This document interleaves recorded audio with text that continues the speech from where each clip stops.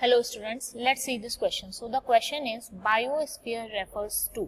Biosphere basically इनमें से किसके लिए हम यूज करेंगे बायोस्फीयर टर्म. ओके, तो की कॉन्सेप्ट आपका यहाँ पर है बायोस्फीयर.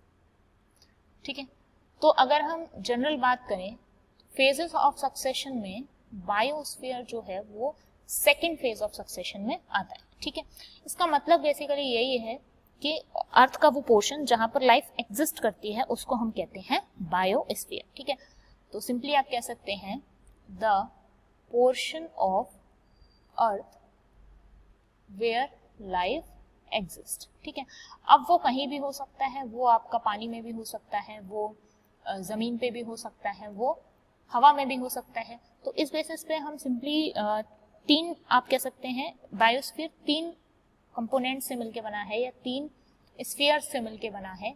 एक आपका कहलाता है हाइड्रोस्फीयर, हाइड्रोस्फीयर, दूसरा कहलाता है एटमॉस्फेयर, एटमॉस्फेयर, और तीसरा आपका कहलाता है लिथोस्फीयर. ये इसेंशियलिटीज भी कह सकते हैं हम बायोस्फीयर की. इसेंशियलिटी है. हाइड्रोस्फीयर जो है वो वाटर वाले पार्ट के लिए यूज करा जाता है, एटमॉस्फेयर एयर वाले पार्ट के लिए यूज किया जाता है और लिथोस्फीयर लैंड वाले पार्ट के लिए यूज किया जाता है. ठीक है, तो जहां कहीं भी लाइफ एग्जिस्ट करती है वो पूरा पोर्शन अर्थ का क्या कहलाता है आपका बायोस्फीयर. ठीक है, तो उसके अकॉर्डिंग अगर हम चारों ऑप्शन देखें तो पहला ऑप्शन है प्लांट्स ऑफ वर्ल्ड. तो ऐसा कुछ नहीं है, सारे लिविंग ऑर्गेनिजम्स के लिए ये वैलिड है, केवल प्लांट्स के लिए नहीं है.